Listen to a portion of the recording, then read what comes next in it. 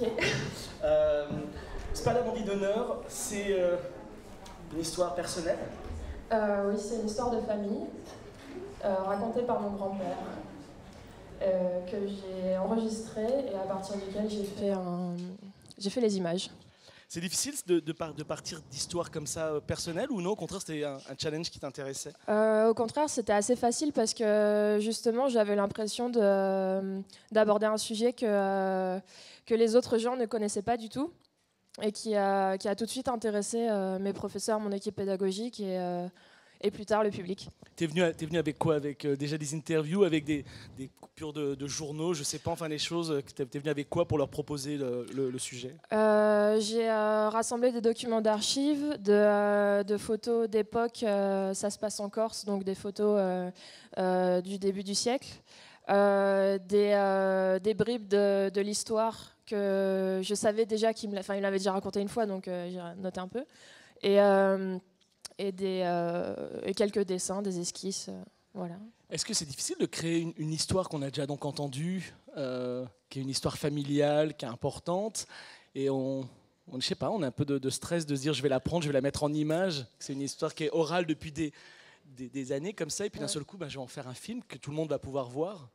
Ce qui était difficile, c'est de savoir comment j'allais me positionner par rapport à ce qui était vrai et ce qui était inventé par mon grand-père. Parce que j'avais peur qu'on me dise oui, mais ça, c'est pas historique. Ou non, ton grand-père, là, il a dit un truc qui n'était pas vrai.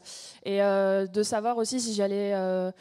Si je devais vraiment faire des ressemblances physiques avec les vrais personnages ou inventer complètement.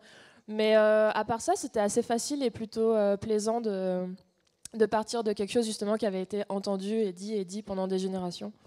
Comment s'est fait l'interview déjà en sachant que le film allait être fait après ou non, sans but du film? Moi, je savais que le film allait être fait, mais je voulais pas mettre la pression à mon grand-père.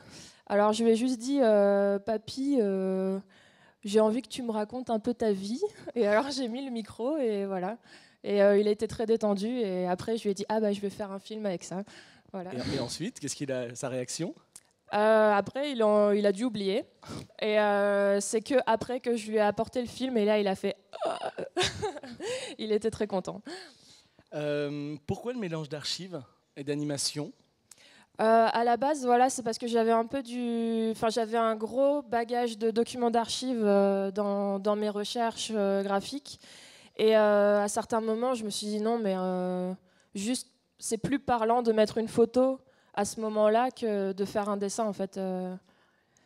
Pour moi, ça s'est imposé logiquement, en fait, parce que j'avais aussi envie que les gens voient que c'est du vrai, qu'il n'y a pas que de l'inventé. Donc les archives permettaient ça, de recoller plus à la réalité. Comment se fait un équilibre dans ce cas-là? On se dit j'en mets un petit peu, parce que ça ne doit pas être évident non plus de faire une balance entre les deux. Je sais pas vraiment, j'ai fait ça à l'instinct. Des fois, j'ai redessiné sur les photos.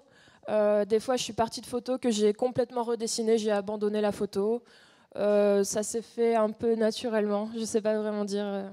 Ce qui est étonnant dans le film, alors bon, vous verrez, ce qui est étonnant dans le film, c'est on ne sait pas comment se positionner, il n'y a pas vraiment de jugement de ce personnage, qui est quand même un personnage assez haut en couleur et assez particulier, ce bandit en effet d'honneur. Et on ne sait pas, on a l'impression qu'il n'y a justement pas de volonté de ta part de...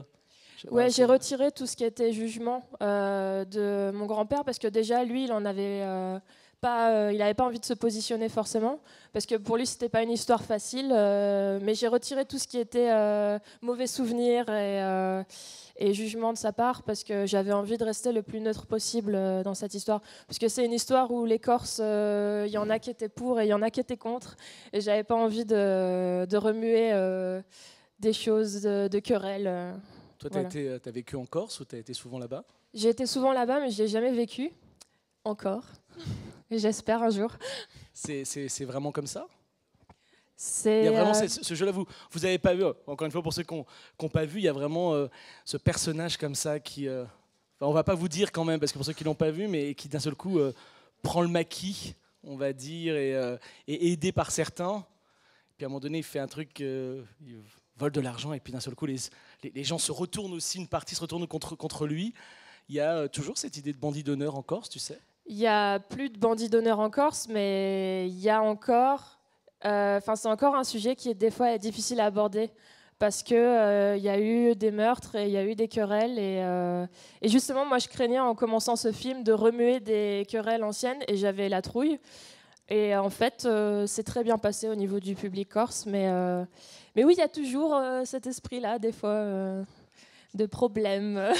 C'est le seul endroit, la Corse, que je sache, où quand on fête le Nouvel An, on tire à la carabine. À la carabine. Ça rassure, vous êtes dans ça. Bien sûr. La Cambre, tu te rappelles pourquoi tu as choisi la Cambre? La Cambre, c'est une école où j'ai vraiment eu envie d'aller parce que moi, j'ai un cursus où j'ai fait les beaux-arts avant. J'étais pas dans le monde de l'animation. Je faisais de la peinture, de l'illustration.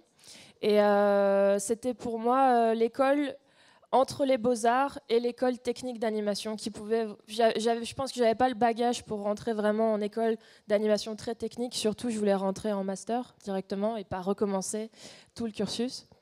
Et c'est exactement ce que j'ai trouvé là-bas, c'est-à-dire une grande liberté créative et en même temps de la technique et du matériel et une équipe pédagogique là pour aider le projet à se réaliser vraiment.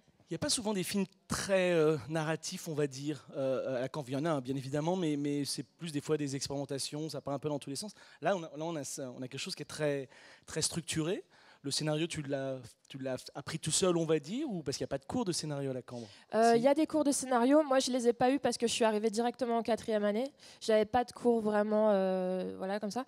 Mais moi, ça vient de mon... J'ai toujours écrit et j'ai toujours eu envie de raconter des histoires, que ce soit par le biais de l'animation, de l'illustration, de la peinture. Il y a toujours la narration dans mon boulot. Et donc, ça s'est fait tout seul.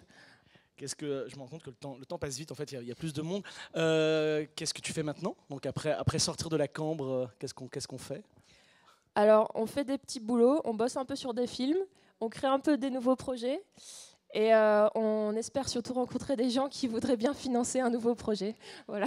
Ça se développe quand même pas mal en Belgique. On a l'Enclume qui fait des résidences, un nouveau studio. Il y a pas mal de choses quand même qui se mettent en place. Tu sens que toi, tu aimerais rester là-bas en Belgique et développer ça là-bas? Moi, j'aimerais bien développer mon travail en Belgique parce que c'est vraiment un vivier effectivement pour l'animation. Il y a beaucoup de choses qui se font et même, c'est gai parce qu'on peut faire des trucs en vidéo, en animation. Enfin, il y a tout ce milieu-là qui se mélange un petit peu. Après, moi, c'est vrai que mes sujets sont souvent très franco-français et donc je vais plutôt chercher des financements en France. Eh ben, bonne chance, merci beaucoup. Merci. À bientôt.